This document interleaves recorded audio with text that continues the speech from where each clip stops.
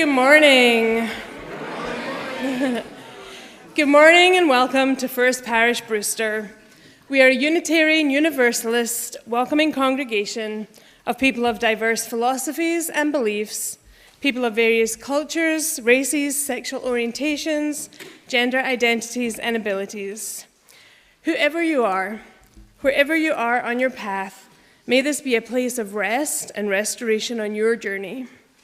I am Twinks Hastings, the Director of Lifespan Religious Education, happy to welcome you to worship this morning with Rev Karn, our interim minister, and Kaisa Fern, our music director, and all of these wonderful musicians.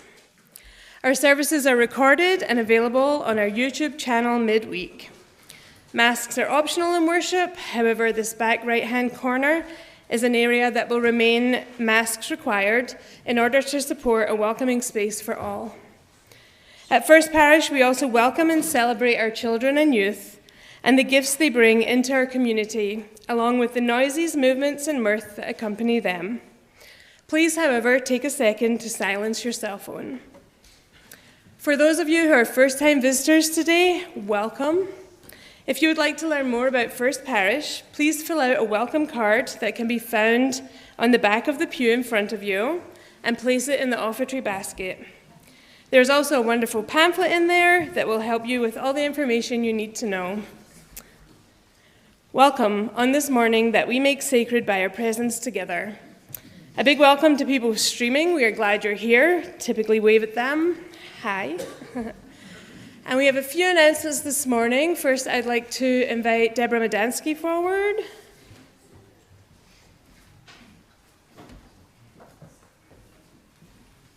Good morning.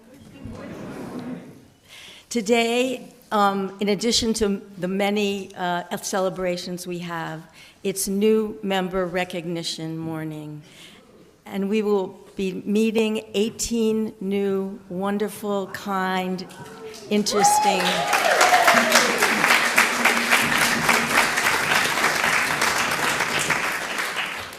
But I'm just up here because I want to honor and recognize Paula Lieb, who is the chair of the membership committee and is so dedicated and creative and is a party giver extraordinaire.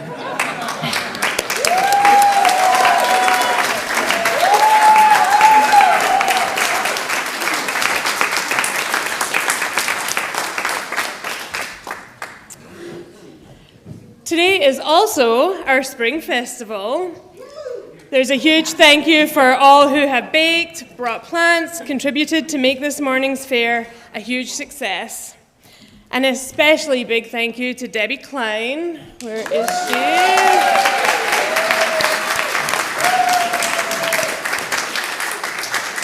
And the rest of the fundraising committee who do so much in order to help support the work of First Parish. And lastly, after the CYM closing service on June 2nd, we will be having a finger food potluck brunch. Please bring a simple brunch dish to share and enjoy some good food and fellowship together. And then right after you have eaten lunch or brunch, please join our fabulous treasurer, Karen. I don't know, is Karen Whitting here? Not sure. But it's our annual budget review in the sanctuary after brunch. Welcome to worship. It is so good to be together.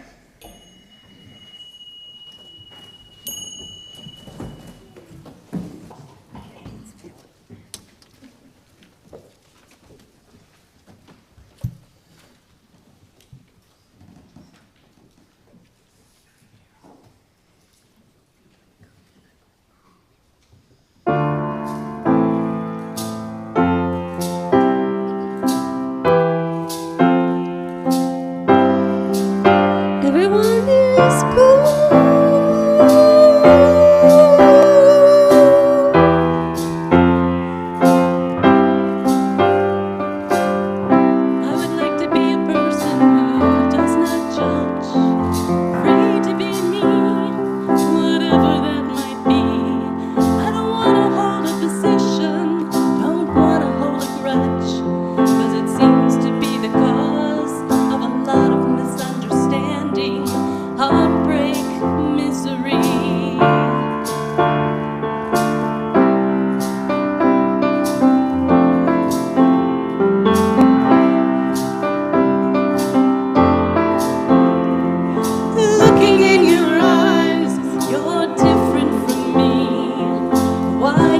have to be that one of us is better?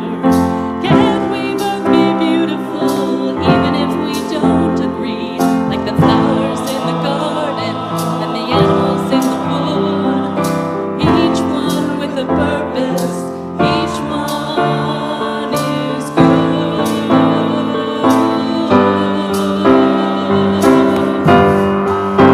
good. Everyone is good.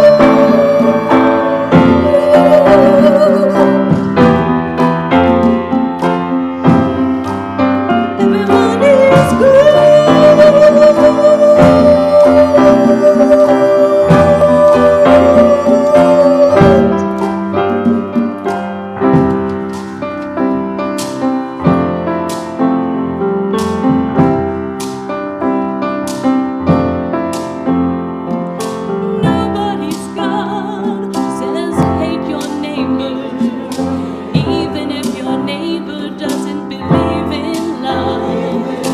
Put aside your religion, do your God a favor, and wouldn't it be something to be loving and kind? Forgive yourself for everything, leave the past behind.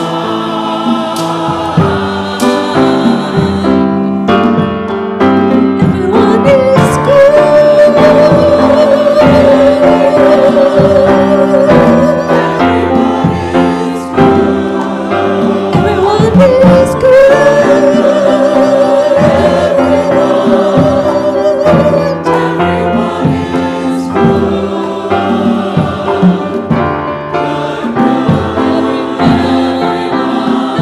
is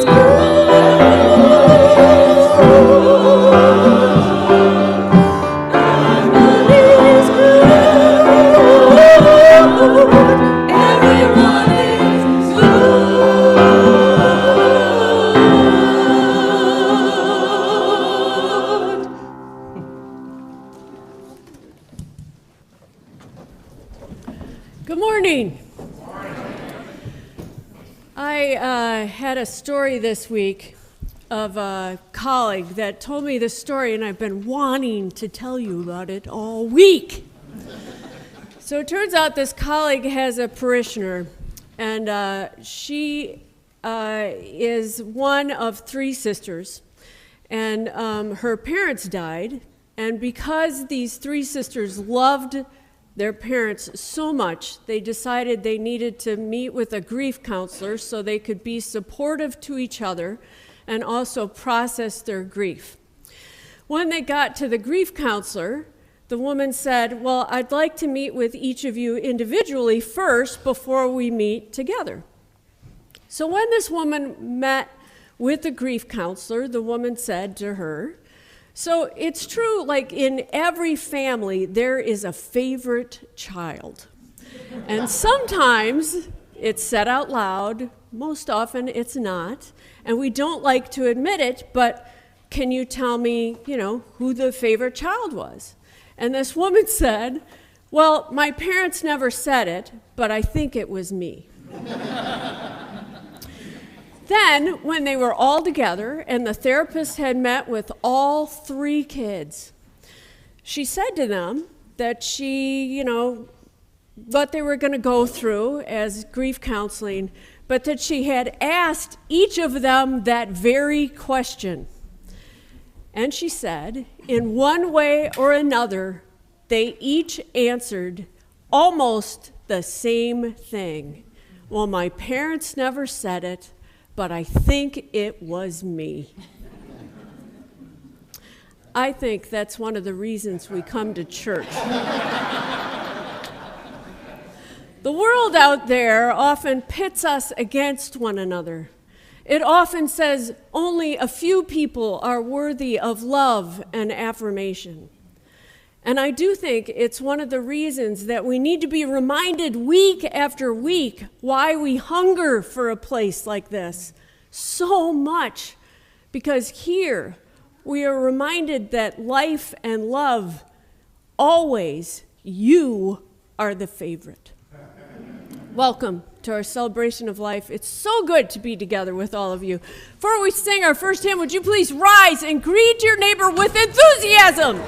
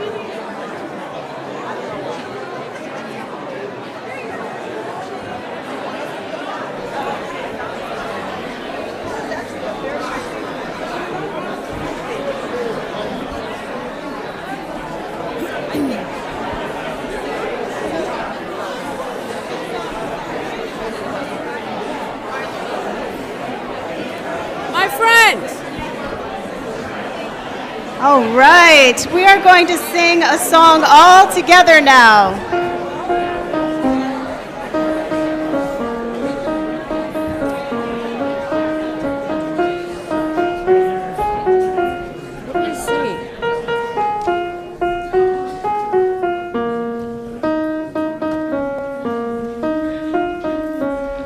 Let's sing this together. It's 10:23 in the Teal hymnal. 1, 2, 3.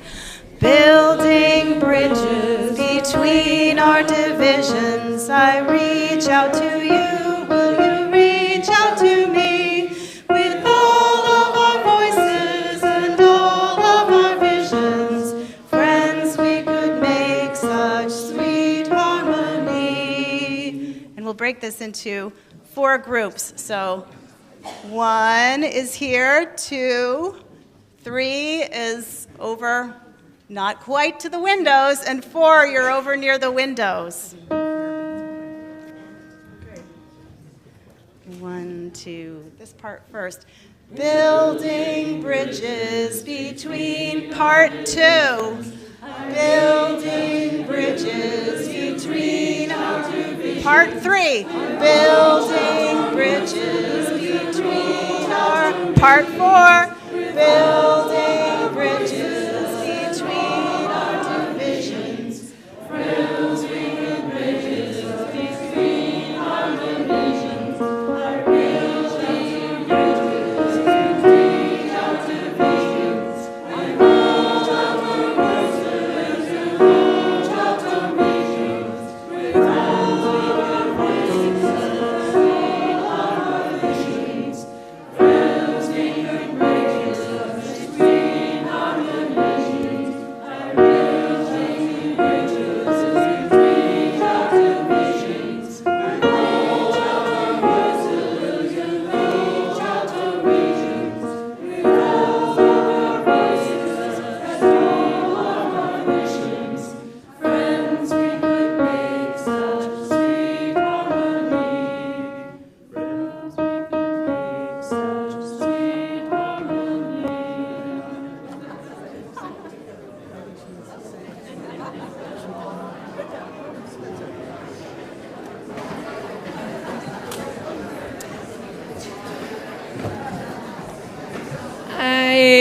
I'm going to invite Eleanor up to light our chalice. Rev Karn will help you out there.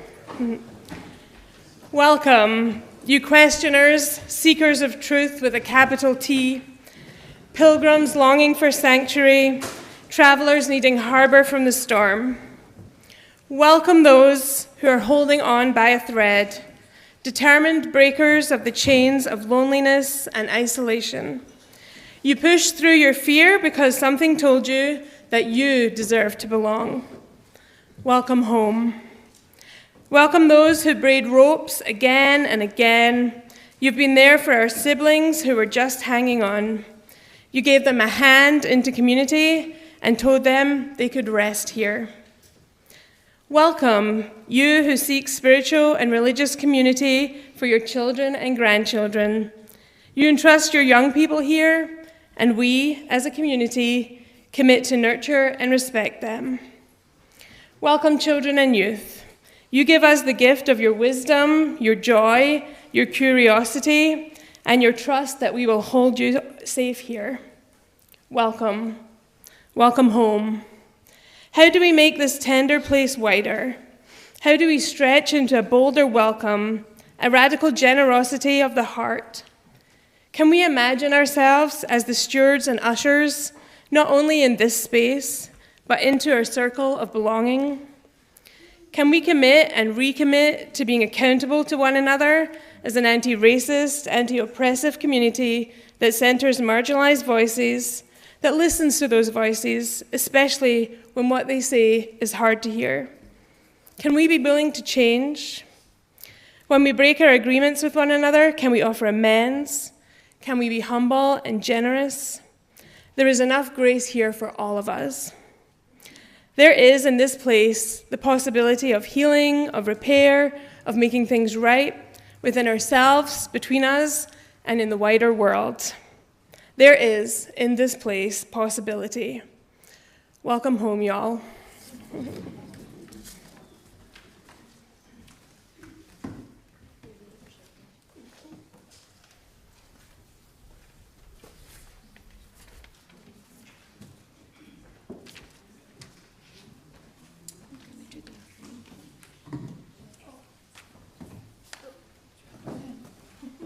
We're going to do our unison affirmation. We believe in love. Love is the doctrine of this church. We believe in truth. The quest for truth is its sacrament. We believe in helping others. And service is our prayer. We believe in the sacredness of life. To the end that all souls shall grow in harmony with the divine. We believe that mistakes can be forgiven. Yes, yes. The grace I was talking about. Absolutely. As a matter of fact, I have to apologize up front that not all the bios made it into the program today. We have several people that we accidentally left it out, but it'll be in the angle next week. So today, it is once again our pleasure to welcome new members into our midst.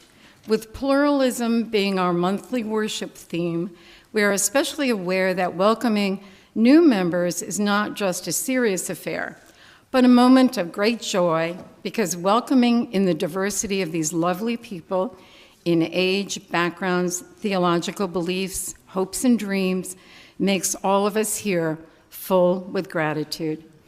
Because ultimately joining is about getting and receiving gifts. To welcome new friends into our lives, it is to be expanded, to be given the gift of becoming more than any of us could on our own. Joining a church is not just about pledging loyalty. It's about the delight of getting to go on an adventure together. And so, in this spirit of delight and getting to go on an adventure together, I now invite forward our new members. And we're going to be spreading out here. Just try not to step on anyone. So as I call your name, I'd like you to come forward. Nikki Popo, Kip Tuertelo, Sally Sykes,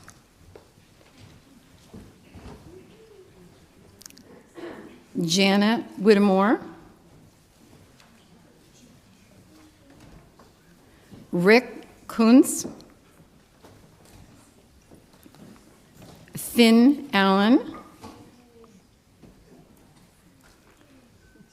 Josh Skolnick. Josh can't get out.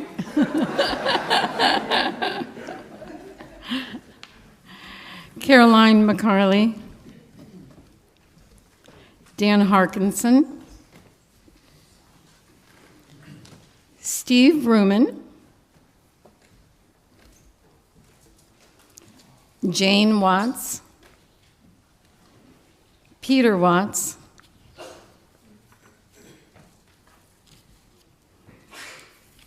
Anna Jordan, George Jordan, and we have Grace and Eleanor up here too, Diane Berry Preston, Larry Chappell, Janet Chappell, and Lucy Morat.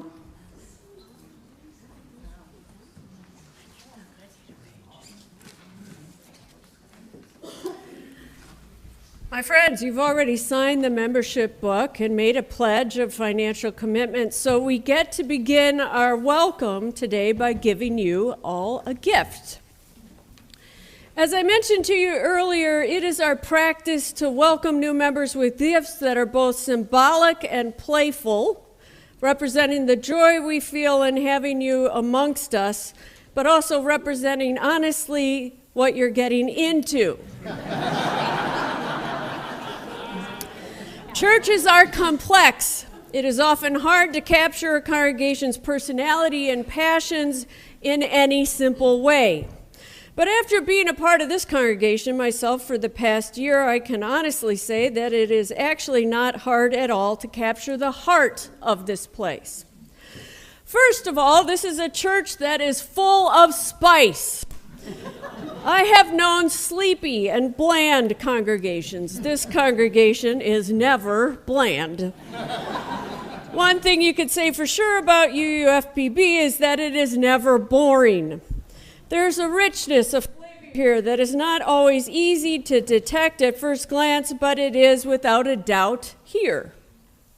I dare say the spice of this place can sometimes even get, well, spicy, occasionally causing some of us indigestion. But most of all, leaving us all nourished. You can depend on this place to nourish you.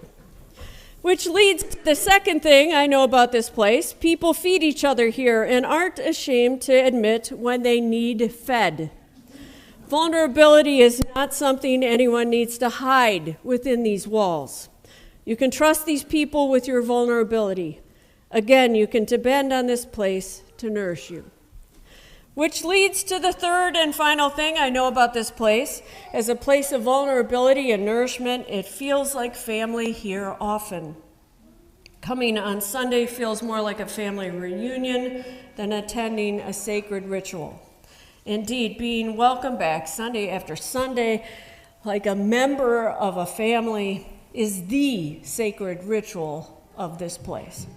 So you can count on this place to nourish you as a member of the family, and thus to honor the heart of this church community, its spice, its vulnerability, its nourishment, its quality of returning again, as if to a family reunion. We offer you this gift, a brand new, tailor-made First Parish potluck casserole dish.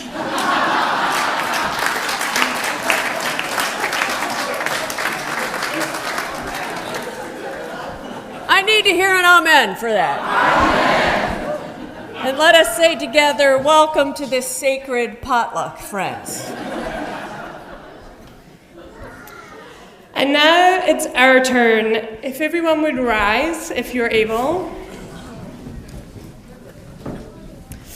Having earlier signed our membership book and made pledges of time and money to the furtherance of our congregation's mission, our new members have already done their portion of the joining process. Now it is up to us to complete our part.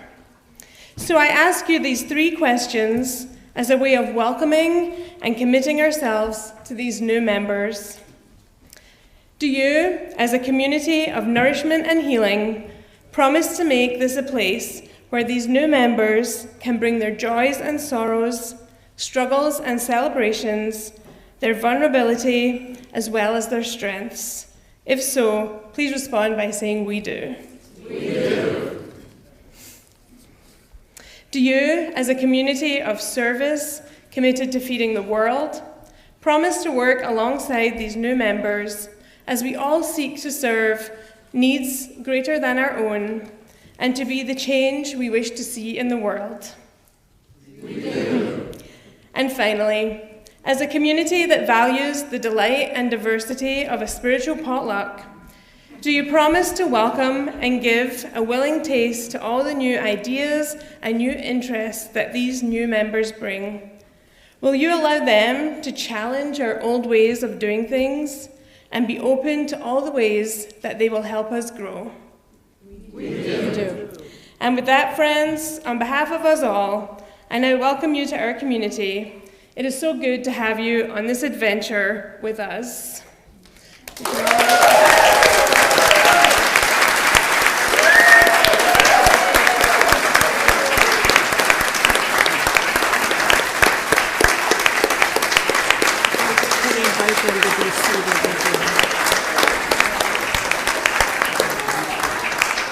I invite everyone to take a seat as our new members return to their spots in our sanctuary.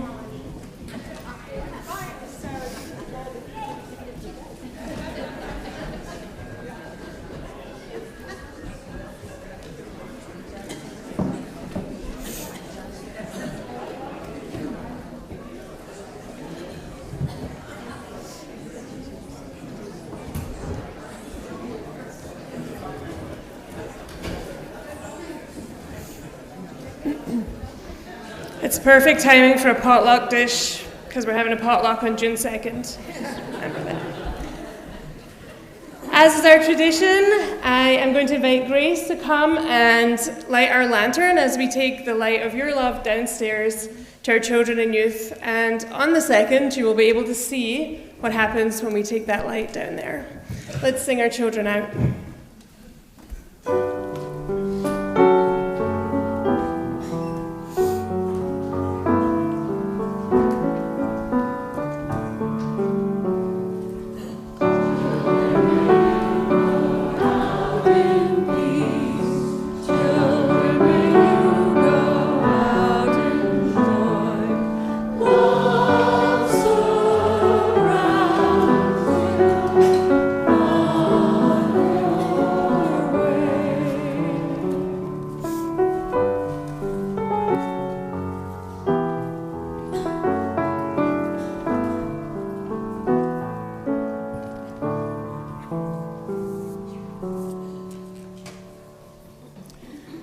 It's a time in our service where we offer heartfelt gratitude to organizations in our community that share our values and do some of the good work in their actions, beliefs, and commitment to the larger group.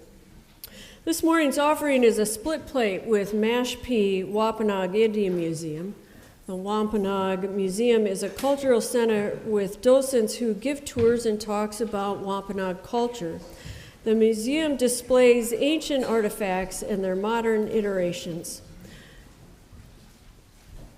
I like us to remember each week that the religious person is the grateful person, and the grateful person is the generous person. Let us now take the offering mindfully and gratefully.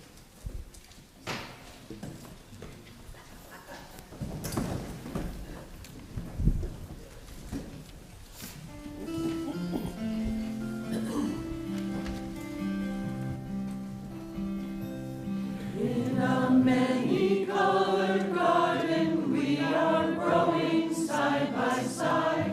We will rise all together, we will rise.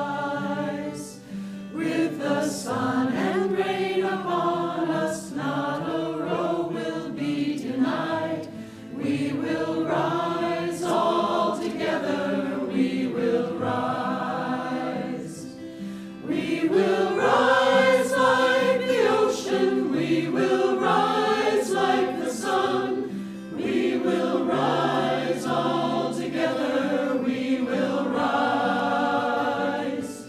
In our many-colored fabrics made from strands of common thread, we will rise all together, we will rise.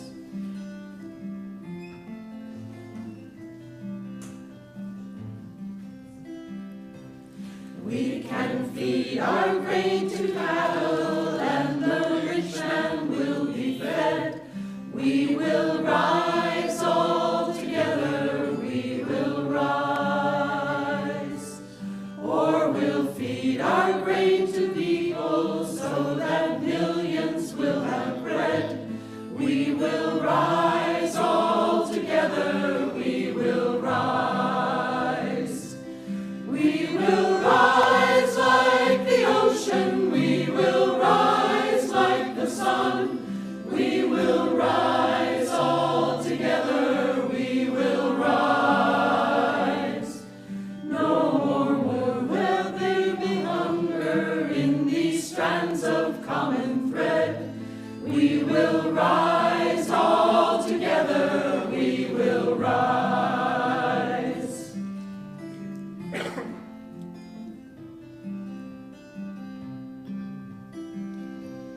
In the cold of fear and hatred, clothed in dignity we stand.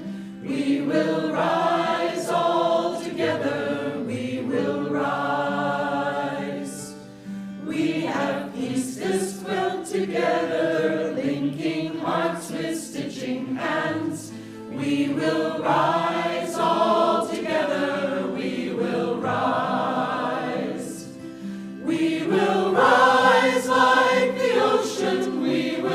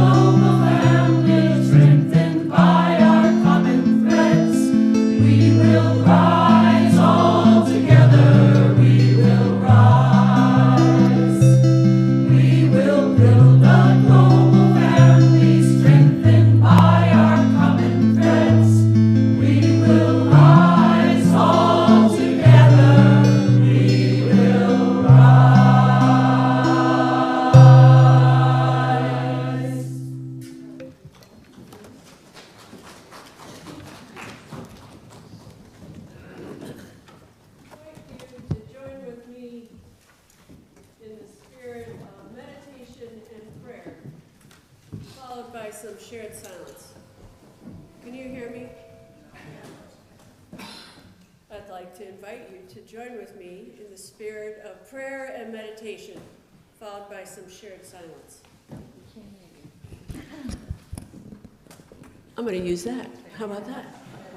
Would you please gather yourself, put your feet firmly on the ground. Take a deep breath with me.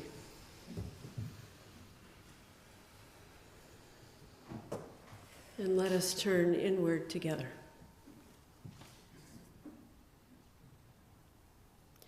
I, you, us, them, those people. Wouldn't it be lovely if one could live in a constant state of we? Some of the most commonplace words can be some of the biggest dividers. Those people. What if there was no other? What if there was only us? If words could be seen as they floated out of our mouths, would we feel no shame as they passed beyond our lips? If we were to string our words on a communal clothesline, would we feel proud as our thoughts flapped in the breeze?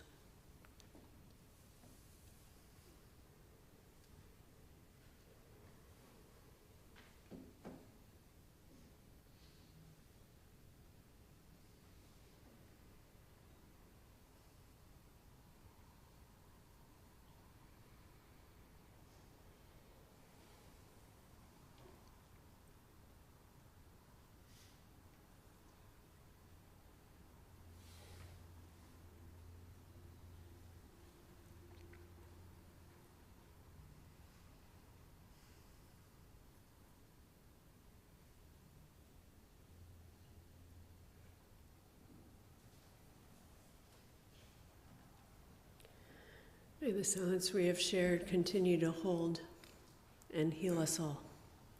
Amen.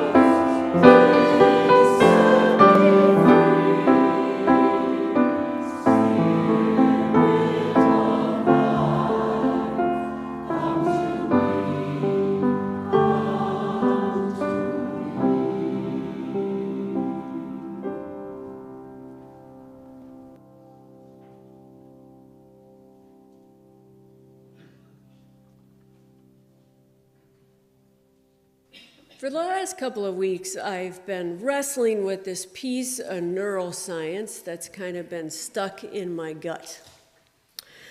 Common wisdom tells us that in order to understand the other, those who are not like us, those of a different race or tribe or country or political party, common wisdom tells us that we need to find ways to empathize with them.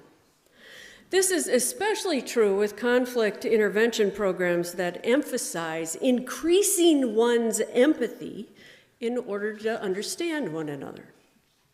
At the foundation of this theory is the idea that what causes conflict actually is a lack of empathy. Or to flip that around a little bit, is what peace and harmony and healing can come together is a matter of getting people to find and turn up their empathy. Or to put it in simplest terms, actually, it's a vision of humanity that says good people have empathy and bad people don't. So the path to healing the world, right, is to turn everybody's empathy up. But here's the piece of information this last week that just really kind of like hit me hard. Turns out neuroscientists and evolutionary biologists are skeptical about that view of humanity. One researcher said this: "There's a misconception about the type of people who engage in political violence. Hollywood would have you believe that they are all sociopaths, but that's not the reality. Suicide bombers tend to be characterized by, if anything, very high levels of empathy." Wafa Idris, for example, the first Palestinian suicide bomber, was a volunteer paramedic during the Second Intifada. Another researcher describes the problem like this: "Those who study empathy have noticed that when there's a standoff of sorts, could be the Super Bowl, right? Could be the Arab-Israeli conflict. It could be the Kavanaugh hearings. But that is the time where it's really hard to empathize with the enemy. But that doesn't mean that empathy is absent actually from the scene. People are feeling strong empathy, but it's selective only for their own team. Or to put it another way, when there is conflict and division, the problem is not a lack of empathy, but a high level of misplaced empathy." Now, when you think about it, this makes sense, right? This piece of nature worked for us as a species originally quite well, but now, not so much, really. This tendency to empathize only with your own tribe was helpful to our very survival in the beginning. So we are hardwired to empathize with our tribe because we couldn't afford not to. Conflict was ended by whomever had the most aggression toward their enemy. Empathy in that scenario was an evolutionary weakness, an impediment to survival. Those who lived to pass on their genes were the ones whose love of tribe consistently trumped their instinct for empathy. So thanks a lot, ancestors. Not sure that was the best gift to pass on to all of us. So while it's true that on a one-to-one basis, it makes sense to have empathy for one-to-one, right? It's very powerful and helpful. But once you are in a group setting, your basic evolutionary biology of "I love my tribe" kicks in, and well, the story changes. So as I continued to think through all of this, I was getting pretty darn depressed. Knowing that we're all cursed with this evolutionary tendency to only love and empathize with our tribe, it kind of puts a damper on one's hopefulness about the state of human affairs. Am I right? Oh, come on, you guys. Am I right? Okay, thank you. And then, thankfully, I read something else, so I garnered up some hope. And it's that hope I want to share with all of you today. It turns out the Roma, who pejoratively have been referred to as gypsies, are an ethnic group of traditionally itinerant people who originated in northern India, but they now live principally in Europe. So in Hungary, these Roma were and are discriminated against. They're treated with disdain, and even at times they're not allowed to be in the same schools with other children. So in Hungary, this prejudice is often described as a race issue. Most often, the nonprofits that are around in order to kind of champion Roma's kind of discrimination, against them, like people who are running these organizations are Roma themselves. But this one neuroscientist from MIT His name's Emile Brio. He noticed that there were a few outliers to this normal pattern. There were a few people who were helping the Roma that weren't Roma, and he was intrigued by all of this. So he asked this one activist, he said, you're an educated white woman who seemingly has no relationship to the Roma. Why are you one of the leaders in the movement? And she explained that she grew up in a city close to Austria, along the border, and she always felt like an outsider. When she and her family would cross over the border to Austria after the Cold War, they'd go shopping often in Austria to get goods and services. And she said every time they would cross over and go to a store, there were always these signs that said, "Hungarians don't steal." And she said it felt kind of shameful to her. And she said, I think it really affected me. So I've got to say, that little tidbit, which Brio also found with other outliers, changed around my thinking a little bit. These non-Roma who were helping the Roma weren't part of the Roma tribe, but it didn't matter. Instead, they had changed their thinking about themselves. Were not really changed the way they thought of themselves as much as they found a slice of themselves that enabled them to bridge a connection to those who were otherwise very different than they were. And these non-Roma activists they weren't really turning up the dial of their empathy. Instead, they were actually leaning into a specific and strategic slice of who they were. They too had felt left out, discriminated against, made to feel shameful and the other. And in that sense, they weren't really being an empathetic person as much as finding a distinct piece of themselves and their experience that led them to feel at one with the other, which is fascinating, right? It's kind of an entirely different way to think about solving human conflict and division. It's an entirely different muscle we are asked to strengthen, actually. Not our empathy muscle, but our ability to lean into different parts of ourselves, different stories of ourselves. And it's a perfect way to get around that depressing evolutionary deficit that our ancestors burdened us with.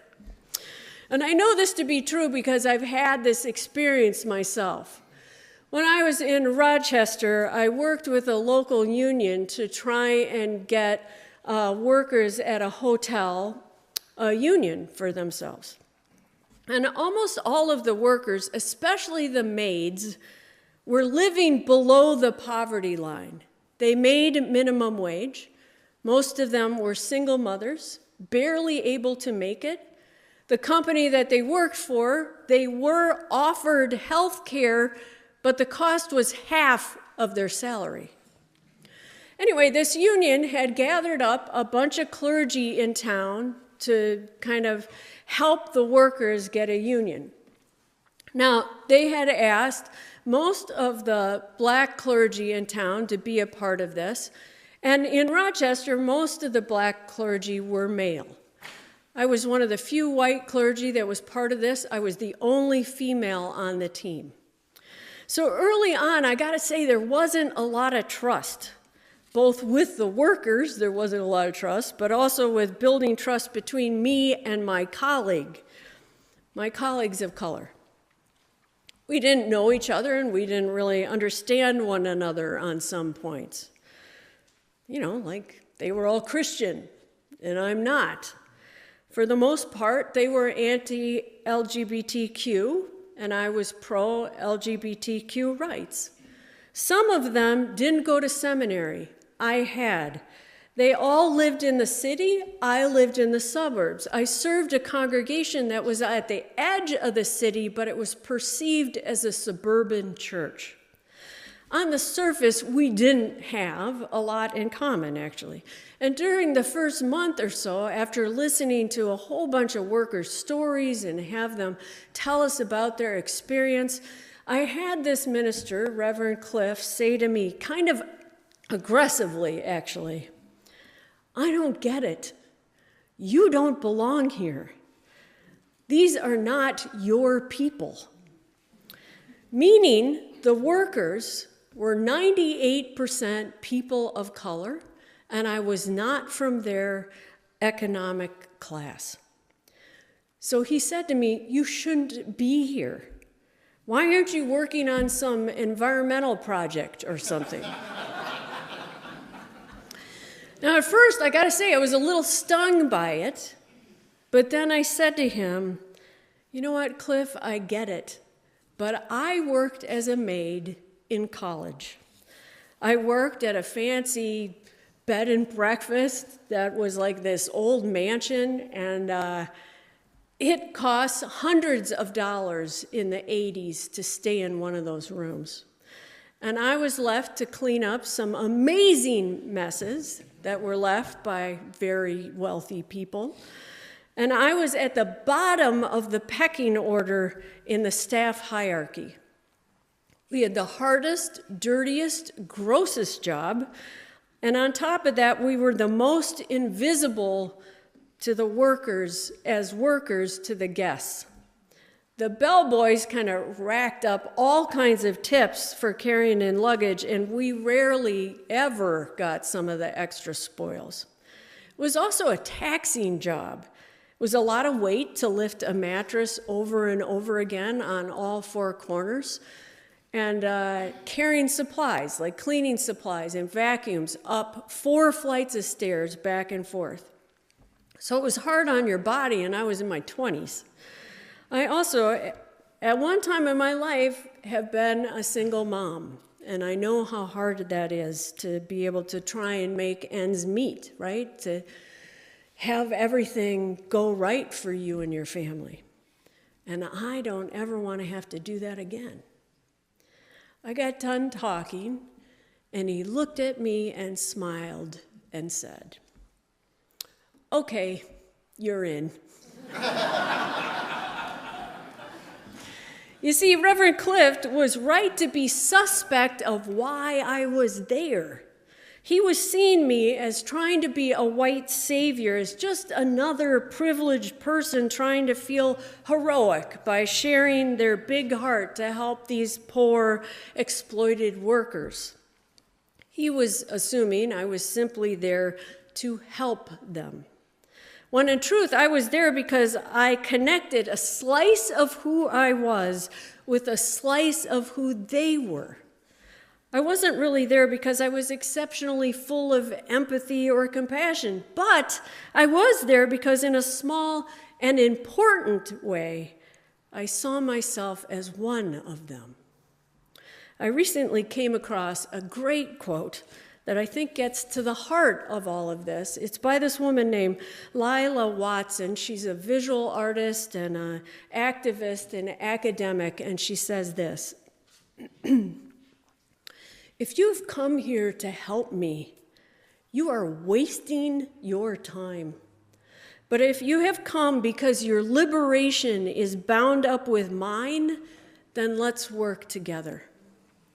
It turns out collective liberation is not about empathy with each other, but instead lies in our common ground and real connection with one another. Cliff was able to accept me as a fellow housekeeper, actually. He didn't want me there unless I saw myself, at least a slice of myself, tied together with the rest of them.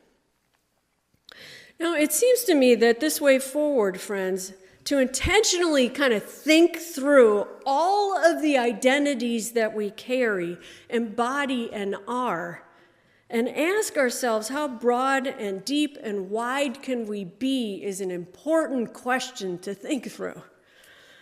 I want to put it another way.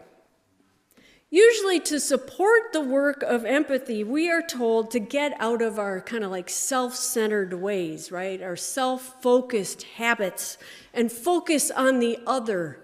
But this actually is a completely different approach. It is calling us to look in two directions, right? It's calling us to look at them and then back at ourselves.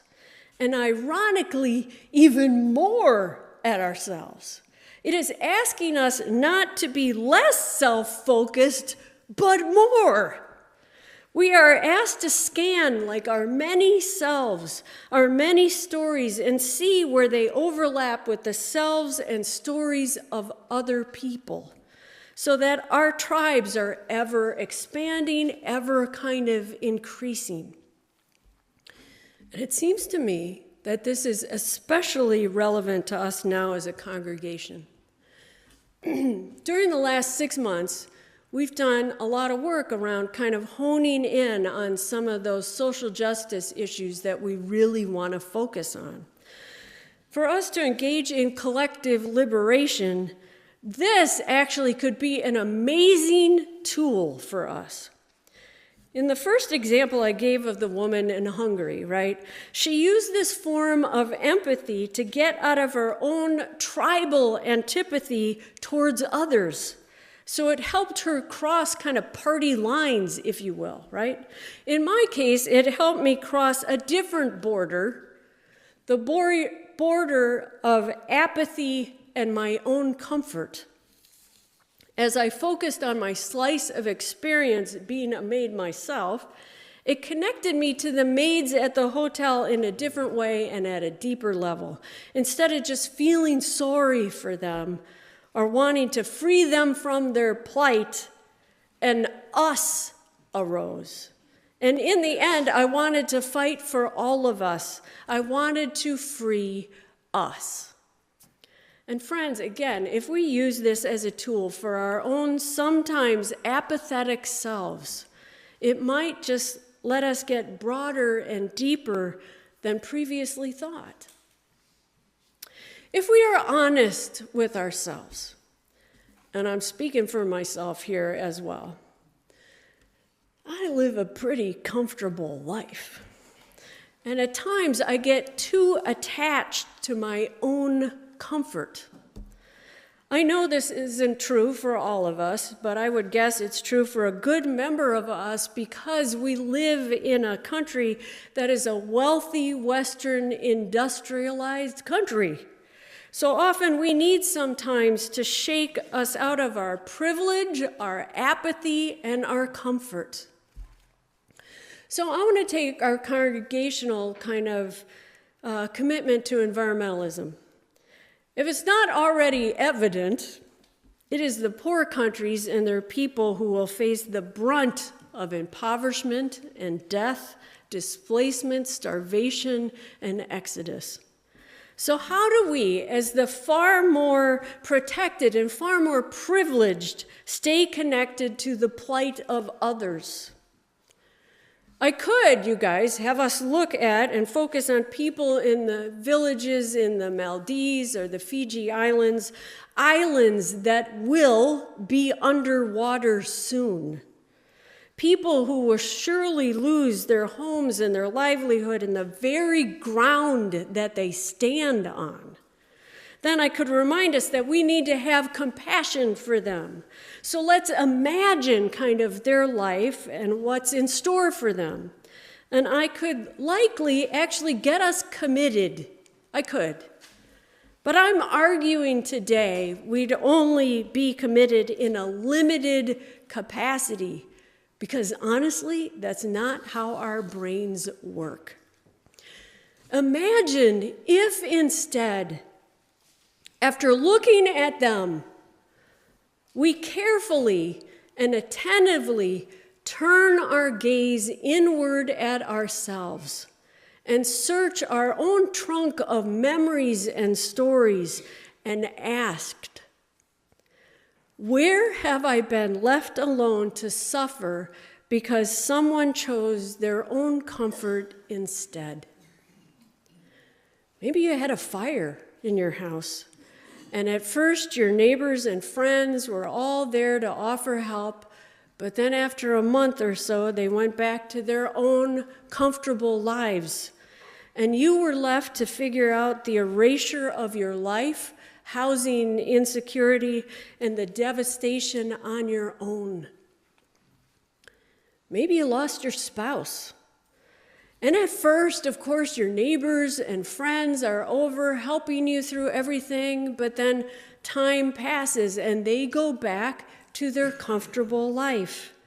And you are left having to deal with your own loss of what you knew to be home, to process your grief and displacement of sorts of your own. Friends, in that turning inward, you will have found a slice of your own life that wedges itself right next to those suffering the most from the climate crisis. And I promise you, suddenly you will feel actually an us. You will feel more deeply connected to the work and more passionately committed. Let's take the work of our commitment to reparations. We could start by looking at people of color and Native Americans and point out how poorly they've been treated for centuries now. We could look at how unfair and unjust it is all, and how they feel alone, having to deal with historical trauma in isolation. Now, if I did that, I would guess that we could get working on all of that, but I don't think it would necessarily stick. Instead, we could slow down, and after looking at them, we could turn ourselves carefully and attentively inward and search our own trunk of memories and stories and ask, where were you told everyone is on equal footing, but you knew darn well and saw as plain as day there was no equal footing because everyone else was wearing shoes and you weren't? If you are able to find that story, to reconnect to that slice of yourself, and then turn back to those who deserve reparations, I promise you, you will suddenly feel an us that will keep you more deeply connected to the work and more passionately committed. Finally, I want us to take the work of reproductive rights. We could, of course, direct our compassion to the single mom whose state doesn't allow abortion and thus has to travel 2 states away to get an abortion, but they also know that they will lose their job if they are gone for 2 days in a row. Or how about the young husband and wife, or wife and wife who can't get a hospital to perform an emergency abortion to protect the life of the mother, because the law is so unclear and vague. The hospital staff is worried about how really to determine what a clear and present danger is without putting at risk their own livelihood and license. Now, if we took that approach, we might feel moved and committed for a while, but it won't likely last. Instead, what if we slowed down, actually? And after looking at them, we turned attentively and carefully, and we looked inward at ourselves. And we search our own trunk of memories and stories, and we ask, is there a time when someone took control of a singular moment in your life and thereby warped it for every day after? Or just simply, is there a time when you felt treated like a thing, not a person? Like you were owned, not honored? And if you are able to find that story and reconnect to that slice of yourself, and then turn your gaze back to those who need us to fight for their reproductive freedom and bodily autonomy, you'll suddenly actually feel in us that will keep you more deeply connected and more passionate to the work. Friends, this all gets down to this. There is no doubt that there is a lure of wanting to be the helper, because actually it makes us feel useful and indispensable. There is also the lure of wanting to engage because we have pity for others, and thus in engaging, we actually feel kind and thoughtful. We feel like a good person. Sometimes there is the lure of assuaging our guilt, of knowing that we participate in systems and behaviors that lead to others' oppression, and we want to extricate ourselves from that feeling. And I get all of that. I really do. Because they are powerful, enticing temptations to hold us that can and do actually capture our imagination and heart. But ultimately, they are an impediment to connection. They are barriers to unity, a shared purpose and justice, a cage that keeps us in a world of us and them. They are lures that separate and divide us. They don't allow us to cross over into the world of we, of us, of a collective liberation. And that, ultimately, is where we will not only be free, but whole, connected, and alive. Make no mistake, friends. That is what is required of us to truly engage with the gravity and work we have before us. So I ask you with a loving heart, how might your own story offer you a way into these justice issues we are hoping to tackle? In the next year, may these slices of connected empathy be our calling and our charge. May it be so. Amen.